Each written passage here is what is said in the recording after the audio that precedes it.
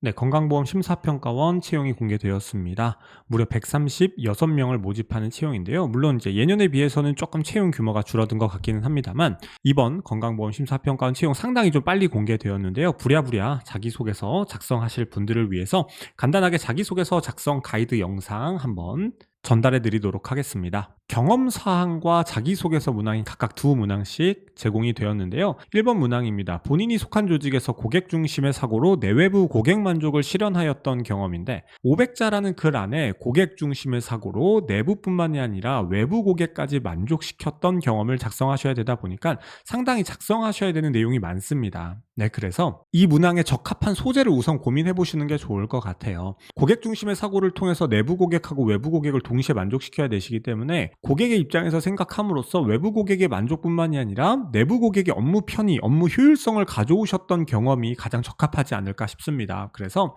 이 과정에서 고객 중심의 사고이다 보니까 고객의 입장을 어떻게 반영하셨는지를 작성해 주시면 좋을 것 같습니다. 그래서 어떠한 고객 중심의 사고로 내부 고객을 만족시켰는지를 두 가지씩 문장으로 적어 주시고 경험에 대한 설명과 얼마나 많은 고객이 있었으며 그런 과업 수행 도중에 어떤 문제가 발생을 했으며 고객 중심의 사고로 내부 고객 만족을 실현한 과정을 순차적으로 작성해 주시기 바랍니다. 두 번째 문항도 어떻게 보면 첫 번째 문항과 조금 유사한 문항 같아 보이긴 합니다. 다양한 이해관계자의 만족을 이끌어내기 위해 협력하는 과정에서 자발적으로 기여한 대표적인 경험 적어주셔야 되는데요.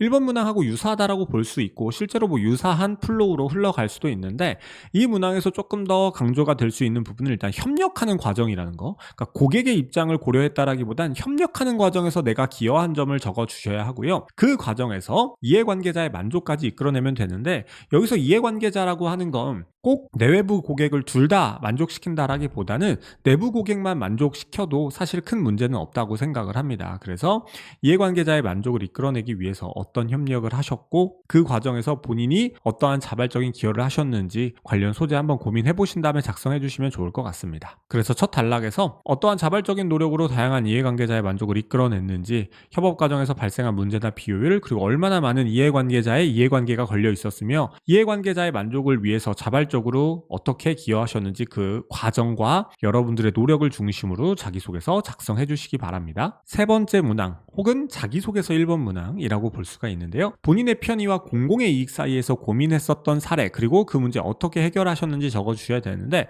당연히 공공기관이다 보니까 공공의 이익을 선택하셔야 되는데 그렇다고 본인의 편의를 완전히 고려하지 않으실 필요는 없어요. 본인의 편의도 어느 정도 고려하셔도 되고 아니면 공공의 이익만 100% 고려하셔도 되는데 결국 이러한 딜레마 상황에서 내가 왜 공공의 이익을 선택했고 공공의 이익이 왜 중요했고 공공의 이익을 택하고 나서 이러한 딜레마를 해결하기 위해서 내가 어떤 노력을 했는지를 중심으로 적어주셔야 합니다. 직업윤리를 물어보는 문항이기 때문에 내가 공공의 이익을 선택한 이유는 반드시 적어주시는 것이 좋고요. 공공의 이익과 본인의 편의가 좀 대비되는 어떤 소재를 선정을 하셔야 여러분들이 자기소개서를 풀어가시기 조금 더 용이하실 것이다 말씀을 좀 드립니다. 그래서 어떠한 노력으로 공공의 이익을 높이셨는지 본인의 편의와 공공의 이익은 무엇이었고 어떤 점에서 상충하였으며 여러분들이 본인의 손해나 불편함을 감수하고서라도 어떤 행동 취하셨으며 그런 행동 취하신 이유와 그러한 행동을 통해서 공공의 이익과 본인의 편의 사이의 딜레마를 어떻게 해결하셨는지 작성해 주시기 바랍니다. 다음 마지막 문항입니다. 일종의 자기개발 능력을 요구하는 문항으로 보입니다.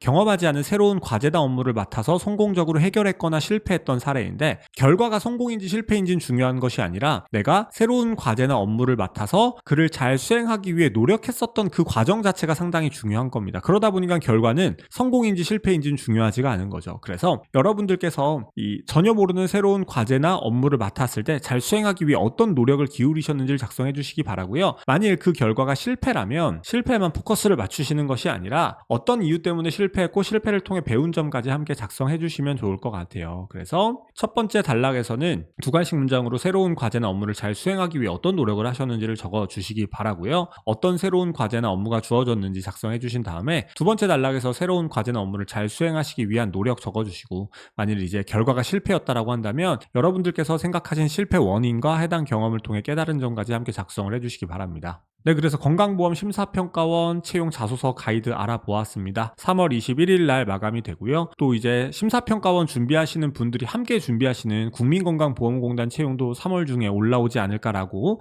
예측이 되는데 이런 보건복지 계열의 공공기관들의 채용 잘 준비하셔가지고 꼭 좋은 결과 받으실 수 있길 바랍니다. 네, 그러면 자기소개서 가이드 영상은 여기서 마무리하겠습니다. 감사합니다.